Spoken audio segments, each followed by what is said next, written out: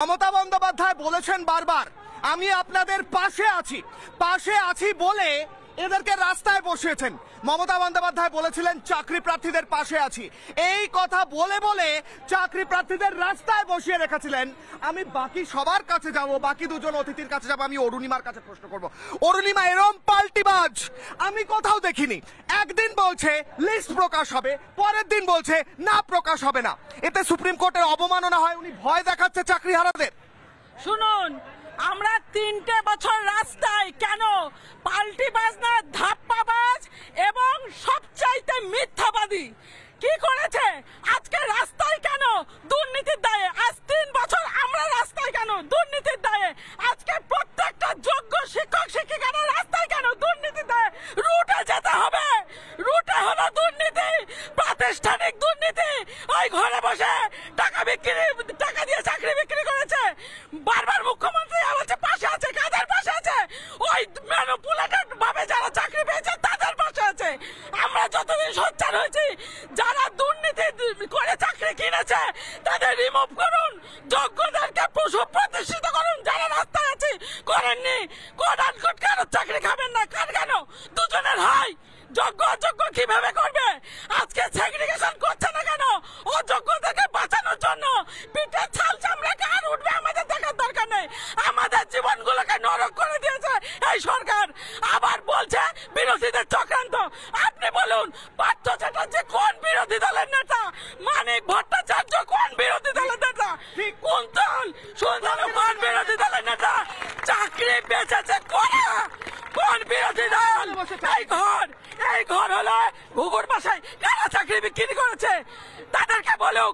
আজকেও মিথ্যাচার করছে, মিথ্যা মিথ্যা মিথ্যা। সমস্ত বঞ্চিত প্রতারিত যারা চাকরি পাচ্ছে এবং প্রত্যেকে একটা হতে হবে। ইনি যে বিভাজনের গেম খেলছে ওই ব্রিটিশদের প্রতি, তাকে নস্যাৎ করতে হবে। পাবলিশ করুক 22 লক্ষ এমআরশিপ, দুধ কা দুধ পানি কা পানি হয়ে যাবে। আবার রিভ্যালুয়েট হোক। গতকাল পর্যন্ত বসিয়ে রাখলো, আজকে বলছেন লিস্ট প্রকাশ হবে না। আপনি বলুন কিশোরলাই বাবু একটা কমিটমেন্ট রেখেছে। প্রত্যেকে আমরা 3 বছর আছি, আরে জেল পর্যন্ত হয়েছে, মিথ্যা মামলায় ফাঁসিয়েছে। 11 বার ওই সেন্ট্রাল লকআপে জায়গা হয়েছে। এনাদের হারে হারে চিনি। প্রত্যেকটা মাস্টারমশাই সকলের কাছে মার খেয়েছেন তো, পুলিশের কাছে মার খেয়েছেন তো। মার আমাদের মারবে, অথচ ক্রিমিনালদের মারে না। আপনারা পুলিশের কাছে মার খেয়েছেন তো। আমাদের যোগ্য শিক্ষকদের লাথি মেরেছে এই মমতা বন্দ্যোপাধ্যায়ের অপদার্থ পুলিশ। যে পুলিশ ফাইল দিয়ে টেবিলের তলায় মাথা লুকায়, যে পুলিশ মুর্শিদাবাদের দাঙ্গাকারীদের আটকাতে পারে না, সেই পুলিশ যোগ্য শিক্ষকদের লাথি মেরেছে। লাথি পা দিয়ে লাথি যাব। আমি মমতা বন্দ্যোপাধ্যায় বলছেন পাশে আছি। আজ আমি প্রশ্ন করব, মমতা বন্দ্যোপাধ্যায় বলছেন পাশে আছি, কারুর পাশে থেকেছেন? উনি অযোগ্যদের পাশে আছেন, চোরেদের পাশে আছেন, যোগ্যদের পাশে নেই। যোগ্যদের যদি পাশে থাকতেন আজ আমাদের এই অবস্থা হতো না। এই সময় কলম নিয়ে কোন ছেলেকে, কোন ছাত্রকে আমাদের পড়ানোর কথা ছিল, উনি আমাদের যোগ্যদের চাকরি কেড়ে নিয়েছেন। আপনাদের ক্লাসরুমে থাকার কথা, আপনারা রাস্তায় আছেন, আমাদের রাস্তায় বসে আছেন। যারা তোমার বিষাইছে বায়ু, নিভাইছে তবু আলো, তুমি কি তাদের ক্ষমা করিয়াছ? তুমি কি বেঁচেছ বলো? ক্ষমা দুনিয়া করবে না, আমাদের চাকরি ফিরিয়ে দিতে হবে। মমতা বন্দ্যোপাধ্যায় ব্রাত্য বসু কার পাশে আছে? আপনাদের কারুর পাশে থেকেছে? উনি তো অনেক কথা দিয়েছেন, ব্রাত্য বসু বলুন যেই বলুন। আমরা তো সাধারণ, আমরা কিছুই বুঝি না। আমাদের ওএমআরটা পাবলিশ করুন, এটাই তো আমাদের দাবি। তো একটা দাবি রাখতে পারে না কেন? কারণ অযোগ্যদের বাঁচানোই তার মূল উদ্দেশ্য। অযোগ্যদের বাঁচাচ্ছেন? অবশ্যই অযোগ্য বাঁচাচ্ছেন। অযোগ্যদের আপনারা কি দাঙ্গা করবেন বলছে? আপনারা কেউ প্ররোচনায় পা দিয়ে দাঙ্গা করবেন না, এটা বলার কথা মনে হয়। আমাদের আজকে শিক্ষক থেকে রাস্তায় নামিয়ে জঙ্গিতে পরিণত করেছেন, আমাদের মান সম্মান কেড়ে নিয়েছেন। আর কি করব? দাঙ্গাই আমাদের এখন একমাত্র পথ।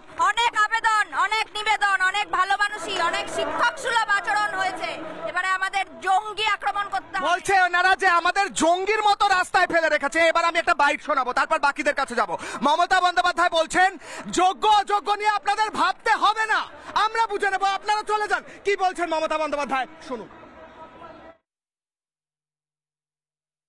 আর শিক্ষক শিক্ষিকারা আমি বলি, আপনাদের মাইনে নিয়ে ভাবতে হবে না। আইনের মধ্যে থেকেই রাজ্য সরকার আপনাদের কাজ করে দেবে। যে যেখানে চাকরি করছেন চাকরিতে ফিরে যান। টাকা কিন্তু ওই যারা আপনাদের ওস্কাচ্ছে তারা দেবে না, মাইনে কিন্তু গভর্নমেন্ট দেবে। আমি গতকাল সন্ধ্যে থেকে কমপক্ষে 10 বার ফোনে কথা বলেছি। আমি কলকাতায় থাকলে হয়তো 1 সেকেন্ডে মিটিয়ে দিতে পারতাম, কিন্তু যেহেতু আমি মিদনাপুরে আছি, আমি রাত 12টা পর্যন্ত কথা বলেও দেখছি। নানা ধরনের কন্টেন্ট দেখার জন্য লাইক করুন, শেয়ার করুন আমাদের ফেসবুক পেজ, সাবস্ক্রাইব করুন আমাদের ইউটিউব চ্যানেল। পাশাপাশি অন্যান্য ব্রেকিং নিউজের জন্য অবশ্যই চোখ রাখুন রিপাবলিক বাংলায়।